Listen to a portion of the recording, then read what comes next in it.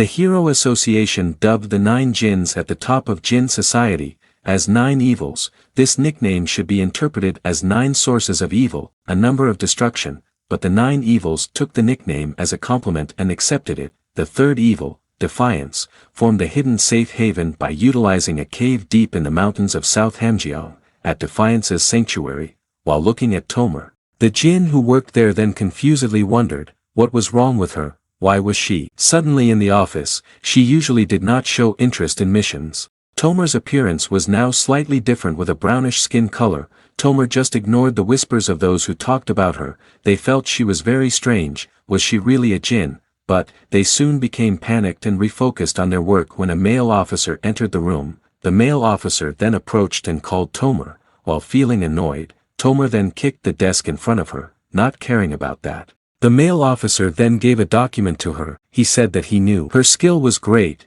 but he couldn't let her complain because she felt the mission was too easy. While sighing, Tomer said that she understood, so she then asked, what was the mission this time? The male officer told her to see for herself. Hearing that, Tomer said it would be better if he explained it to her. She then read the document he had given her earlier, but as she continued to read the document, she was then surprised. A guess then came to her mind. The male officer confirmed it. This is a reconnaissance mission. In the cube, Hajin was seen sitting casually there. He seemed to be waiting for someone. Shortly after that, the person he was waiting for then came and called him. In a polite tone, the person then asked, you made an appointment for magic aspect engraving, right? Hajin confirmed it. He smiled at that. He then greeted him and introduced himself. He was a 4-star mage, Jin. Hearing that, while smiling politely at him, Hajin then said, you are the one in charge of the aspect today, right? I'll be counting on you. 4-star mage who focuses on artifacts. It is the highest rank that can be encountered by ordinary people. Hajin felt he was very lucky. As Jin continued to stare at him, Hajin then felt Jin's gaze like judging him.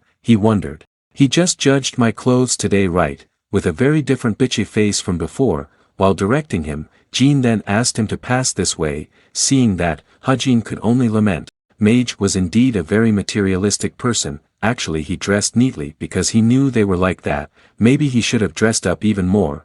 When he arrived at his office, Jin then asked what magic aspect he wanted to carve. Hajin said that he was looking for physical strengthening or magic defense. While pouring a cup of tea, Jin then said that he understood. He then snapped his fingers, and many floating screens then appeared behind him. While sipping his tea, Jin said that this should meet his criteria. He asked, is there anything he likes? Seeing that, Hajin then pondered for a moment. People usually carve magic aspects that require little mana usage on their artifacts, because, even if someone has a lot of mana, there is a limit to how much they can use, but Athenian's black stone bracelet has no such limit. So what Hajin needs is a magic aspect with a lot of mana usage so that he can only use it once a week, which also has a great function, but he felt annoyed when he saw Jin's casual attitude. What's up with his attitude towards me? He blatantly underestimated him. He didn't expect him to judge him just from his clothes. Hajin wondered, what should he do? He knew, if he let this continue, maybe he would carve the magic aspect half-heartedly. Hajin then coughed to get his attention. He said that he didn't want something trivial like that. He asked, didn't he have another magic aspect that required a lot of mana usage to activate? He said that he was looking for something like enhanced protection energy or instant awakening. Hearing that, Jin said that it was possible, but, not giving him a chance to finish his sentence, with a provocative tone, Hajin then asked, was it a little difficult for a 4-star mage? Jin could only be silent. Hearing that, he didn't expect him to ask that. Seeing his silence, Hajin continued, if so, it's okay. He came here because he was in a rush. Maybe they will meet again. Seeing him who was about to walk away, Jin then immediately stopped him. That's not what he meant. Hajin then pretended to be confused. Jin was really confused by his attitude. He wondered, was he rich? Jin said. It seems they just didn't give him enough information. Of course, magic aspects like that can be, but, he was just worried if the price was too expensive. Hajin then pretended to be surprised to hear that. Jin then said that what they showed earlier was for ordinary customers. He then asked, if he had a limit on the cost that could be spent. Hearing that, Hajin then approached him and whispered to him. Jin gaped at that. He did not expect Hajin's money to be that much, with an attitude that was 180 degrees different from before. Jean then enthusiastically said that he would show him another list, because he was in a rush, he would only show the best. He also told the waiter to bring them the best quality tea. Hajin snorted at the change in his attitude. The next day, this was the day when school was back in session, the cadets came to their respective classes and gathered with their friends. There was also Hajin. He hummed a song while smiling slightly. His mood seemed to be good at the moment. They completed the Mountain Dungeon and Kim Suho got the Mistiltine safely. He also completed his magic aspect engraving request. He silently thanked Kim Suho and the shares he invested. He really didn't want to show off like that. But he had no other choice because the person he was dealing with was a materialistic person. He was happy because so far everything went smoothly. After Kim Suhyuk arrived in class, he then asked for their attention. He explained, starting today, they would form a group of 5 and start working as a team. Hearing that, Hajin knew what he meant. Team play, in other words, working as a group, mini tower raid, small battles, and team bonding activities such as going out together. Kim Suhyuk then told them to form a team with the people they wanted, and submit their member list next Wednesday to him. Hearing that, Hajin wondered, what could the isolated people like him do? Kim Suhyuk added, if next Wednesday they were not in the team, he would choose a team for them. Hajin felt helpless hearing that. He didn't really like that option, but his attention was soon distracted, when he heard someone tapping on the table behind him. It was Rachel. Looking at Rachel who sat alone with a confused look on her face, Hajin wondered if Rachel was in a similar situation to him. The difference between them was probably because she always chose to work alone. He guessed it was also because she was a princess. Hajin felt that it sounded good if they formed a team. There was something that he also had to give her. It was of course sapling powder, based on the original story. By now she should have gotten a clue about her enlightenment. If this was delayed any longer, then the difference between her stat now and the one in the original storyline would be too big. Then, Hajin then wrote a message to Rachel containing a request to form a team with her. After he sent the message, he then waited for her reaction. While Rachel was deep in thought, she was then surprised by the sound of a message notification from her smartwatch. Seeing Rachel who opened her smartwatch, Hajin knew that she would check the message. But, someone unexpected suddenly approached her at this time. Hajin was surprised when he saw that person. That person was Tomer. Tomer then invited Rachel to form a team with her. Hajin was confused why Tomer approached Rachel. The cadets who were watching were also surprised when they saw it. Hajin was confused why Tomer was moving now, and why did she invite Rachel? If wickedness, a mercenary in the Jin world, made a move, there must be someone behind it. The fact that that person was targeting Rachel, there was only one person he remembered. It was Lancaster. Rachel then told Tomer that there was still time left, so she wanted to think about it first. Tomer was silent for a moment hearing that, while smiling slightly. She then said, as you wish. Tomer did not force her and walked away from there. After that, Rachel then remembered that she had just gotten a message. After Rachel opened the message, she was then surprised to find out that the message came from Hajin. When Rachel looked at him, she then saw Hajin who was also looking at her as if waiting for her reaction. It made Rachel shy and misbehaved. She then immediately turned her face away from him. Hajin was then surprised to see that. He wondered, would she refuse his invitation? But, he then got a reply message from Rachel. Rachel said she would think about it first. Hajin smiled slightly reading that. He felt that he just needed to wait then. While Rachel herself felt very happy at the moment, her heart felt very sweet as if smeared with honey, and for Chai Nayun, she seemed to be confused. She was facing a dilemma at the moment. This was because she hadn't thought about who she would team up with outside the top 100. Nayun was really dizzy at the moment. It was true that their team would get extra points if they included lower-ranked cadets, but what confused her was, where should she find capable people in the lower ranks? While glancing at a direction, Nayun thought, there is only one person like that.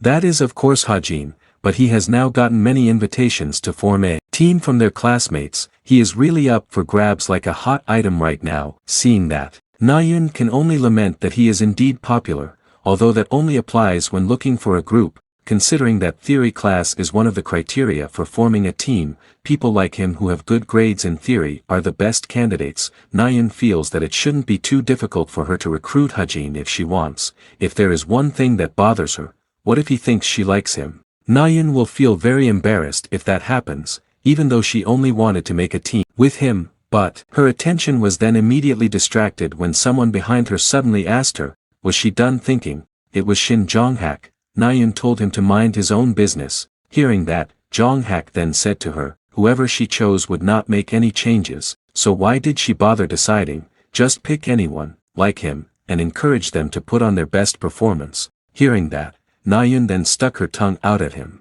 She decided to ignore him anymore. She said that she already had a plan. Hearing that, Jonghak then took her notebook to see the plan. Nayun was then surprised to see that. She then frantically headed towards him, and tried to take her notebook back, but it was useless, because Jonghak had already read out the names of the people she had planned to recruit, but as Jonghak continued to read the names, he was then shocked, because Nayun was also planning to recruit Hajin. Nayun could only remain petrified when Jonghak shouted so loudly as to announce it to the whole class. The attention of the whole class then immediately focused on them. They wondered, what was that just now? It seemed that someone was also eyeing Hajin. They then realized that it was Nayun. Nayun really felt very embarrassed at this time. Her face turned red as their gazes all fell on her. Jonghak then asked her, what was the meaning of this? Why did she choose Kim Hajin?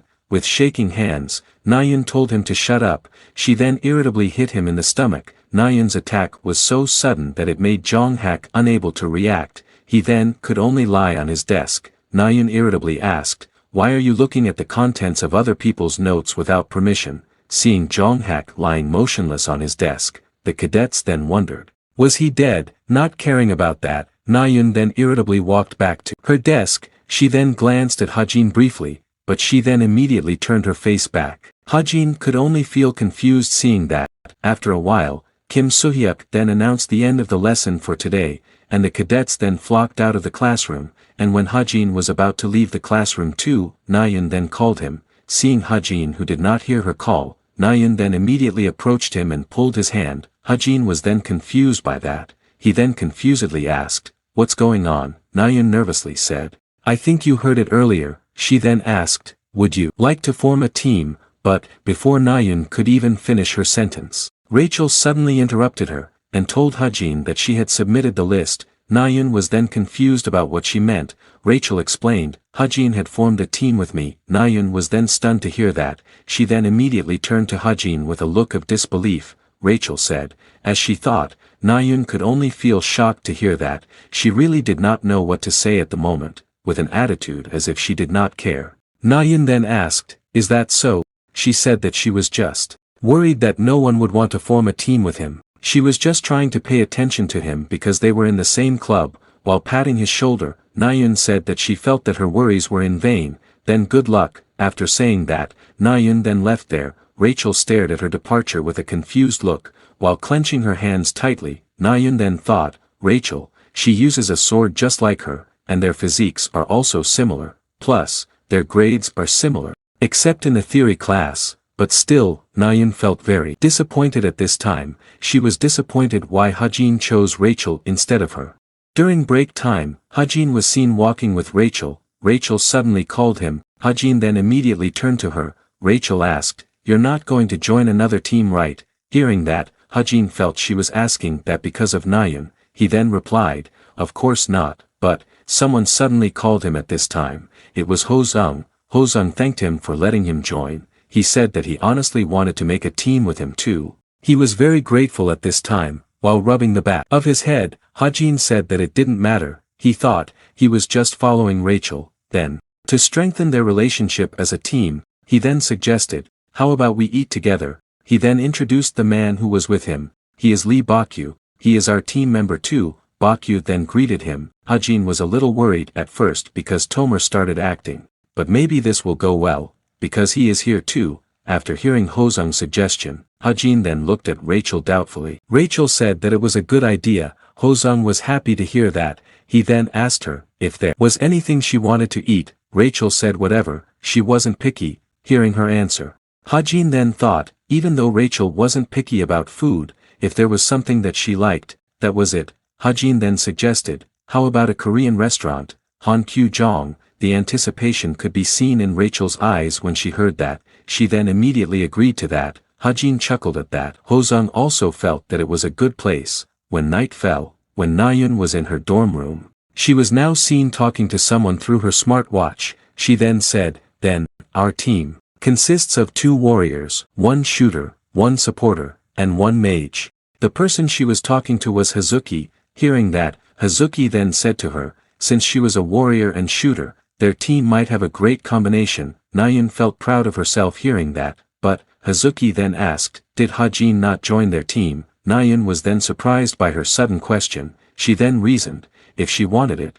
she could pull him in, but if she did that, she felt sorry for his team. Besides Rachel, the abilities of the other team members were mediocre. Hazuki was a little sorry to hear that, even though it would be easier if Hajin joined. Nayun then told her to stop talking about it. She would compile a list of their team members. Hazuki understood. She then thanked her. After she ended the call, Nayun then lay down on the bed. Even though she tried to close her eyes, but she couldn't fall asleep. She felt regretful at the moment. If she knew this would happen, she would have invited Hajin from the beginning. That way, she wouldn't feel anxious in the theory part. She gave it up with Rachel because she hesitated for no apparent reason. She still clearly remembers her defeat in the midterm exam that time. And it happened again after she started using swords in the team. This really makes her very frustrated. If this continues, she is worried. Won't she lose again? Somewhere with a very cold temperature that freezes the entire room, Hajin's team was seen gathering there.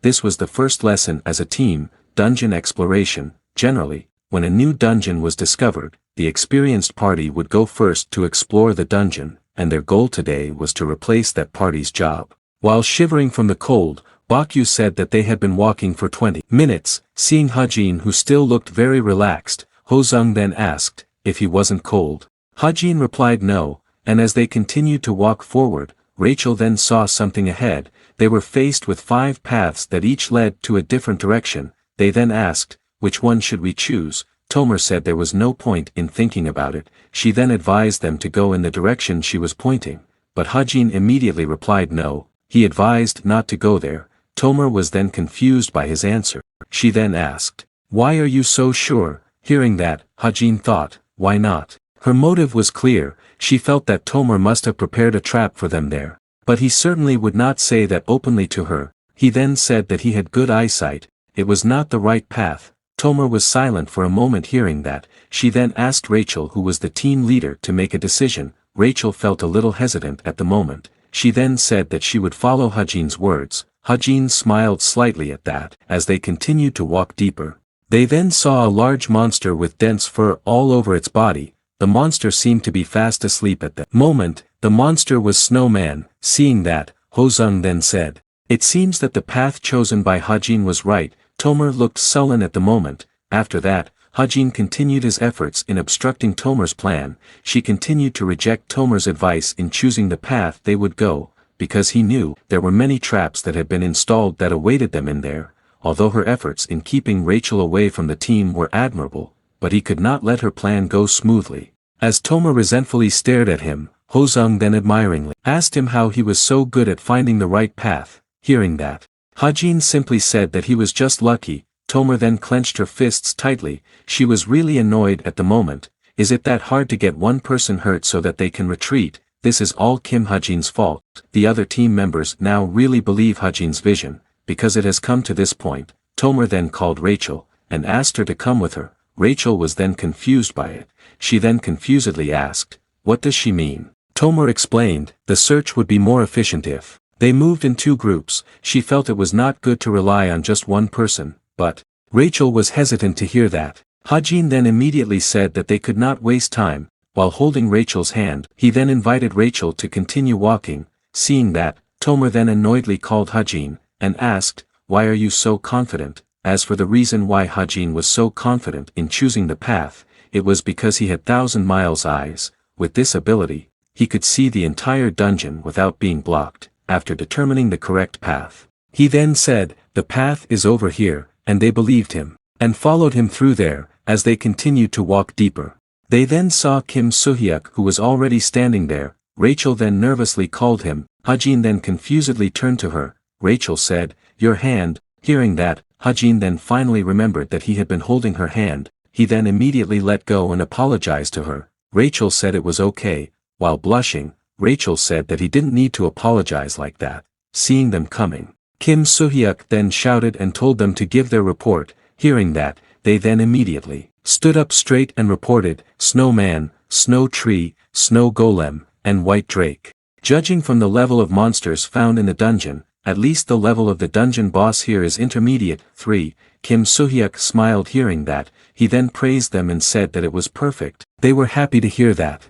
The four of them then happily gathered together. They still couldn't believe that they got the perfect result. This was really amazing. They wondered, we just need to rely on Hajin from now on, right? While Tomer herself didn't join their euphoria and looked aloof at the back, with a hateful look, Tomer then chuckled while staring at them. At that time, in Defiance's sanctuary. Right when Tomer received this mission, she was initially quite confused because she was given a reconnaissance task. The male officer explained, the purpose of this mission was to injure and weaken a cube cadet, Rachel. Those who had infiltrated the cube executives promised to help them, so this was not a difficult task. When she had succeeded in making Rachel unable to carry out her daily routine, their other agents would handle the rest. He then asked, I can count on you, right? Hearing that, Tomer then closed the mission document. With a confident tone, she said that this was an easy job, because they were just kids. But after her plan was repeatedly thwarted, Tomer could only regret her words. This was not easy at all. She then received a message from the agent asking about the mission, why the mission was postponed. Was there an unexpected situation? Tomer was really upset to read that, even though it hadn't been long since this mission started. Why were they urging her? She could only sigh in frustration at this time. She admitted that unexpected situations had indeed occurred. He always appeared to block her when she tried to do something. He stuck like chewing gum to Rachel. It was as if he was preventing her from approaching Rachel. He was always with her, whether it was when she was in class or after class ended. She was annoyed. How dare rank 334 seem to act so haughty? After she read the document containing details about him, she didn't find anything remarkable about him. She then jokingly thought, don't tell me he believed such nonsense. Who has the courage will get a beautiful woman. But a conjecture suddenly appeared in Tomer's head when she thought about it. She guessed, could it be that Kim Hajin likes Rachel? When it came to that conjecture, Tomer then thought of a plan. Then, she just has to exaggerate and spread the rumor that Hajin likes Rachel. They will definitely keep their distance then. That way, she could complete the mission easily. To make that happen, she had to get close to the whole group. In the theory class, phenomenon analysis 2, after explaining at length to all of them, the teacher then ended his explanation for today. He said, next week, each group will choose a small dungeon to represent the best raid strategy you can do. They could only feel frustrated hearing that. After saying that, the teacher then ended his class for today. Hosung sighed in frustration after hearing the task, but after remembering that the two smartest people in the class were in his group, he then didn't feel worried at all. He then told Hajin that he was counting on him. Hajin humbly said that he wasn't very good. Hearing that, Hosung asked him not to be too modest. Yonghan then called them all and said, there will be a team leader meeting at 7 p.m., Wednesday next Sunday. All team leaders must be present. Make sure to gather in the hall. After that, the cadets then cleaned up and left the classroom.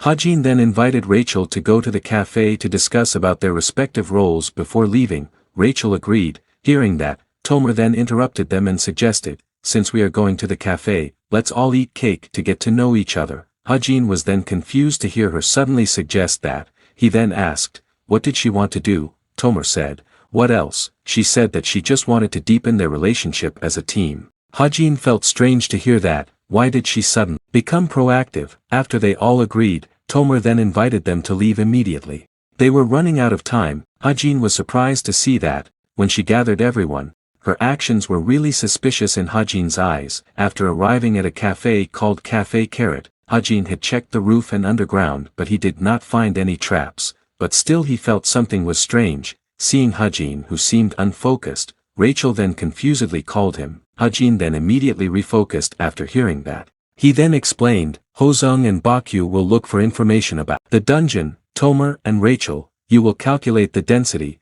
They understood. Hajin continued. Then, once the research information was submitted to him, he would unite and make a presentation. They understood. After Hajin finished explaining their respective assignment, Tomer then said, now that the assignment discussion was finally over, Hosung felt she was so easygoing. Bakyu was thankful that they had Hajin. He was originally very worried because it was a group assignment. Tomer agreed with him. Bakyu then said to him, getting a good grade seems like it must be nice. He also got a lot of attention in battle after changing to a shooter, right? Hajin just said that it wasn't something great. Things are just normal for him. Hearing that, he told him not to be humble like that. He must have been approached by a famous guild, right? The figure of the boss suddenly appeared in his mind when he heard that. He then said yes. Rachel then suddenly pulled the hem of his shirt and whispered, calling him. Hajin then confusedly turned to her. Rachel whispered, asking, did the United Kingdom royal family approach him? Hearing that, Hajin confusedly asked,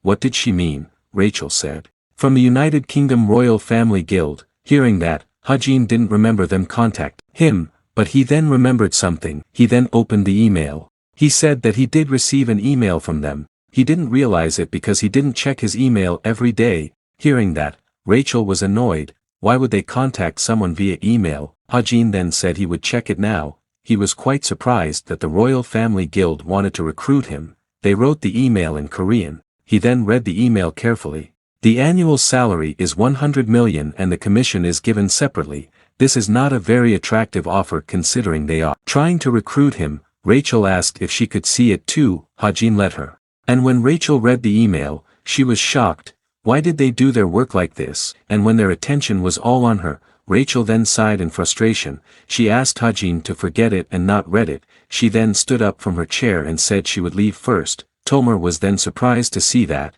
She then sadly asked, how can you go first? You have to talk and laugh with Kim. Hajin. Tomer really felt depressed because her plan failed again. Hajin was confused to see Rachel who suddenly left. Hozung confusedly asked, what made her angry? Tomer could only sigh in frustration. Nothing was going according to her plan. Hajin wondered, did something happen? Is she okay? Did I make a mistake? Seeing that, Tomer then realized something. This situation, maybe. Tomer then called Bakyu. Bakyu confusedly turned to her. Tomer asked him, doesn't it feel like Hajin likes Rachel? In the gym auditorium, after finishing his daily training, Hajin then bought a drink at the vending machine. Resting after stamina training feels like heaven. This is not an easy thing. Even though he has arranged the training portion, he sighed helplessly. Because he didn't even have the strength to open the lid of the can at this time, but someone suddenly helped him open the can. Hajin was then surprised to see that. The person then called him, and when Hajin turned towards the person turned out to be Chai Nayun. Nayun asked him to talk for a while.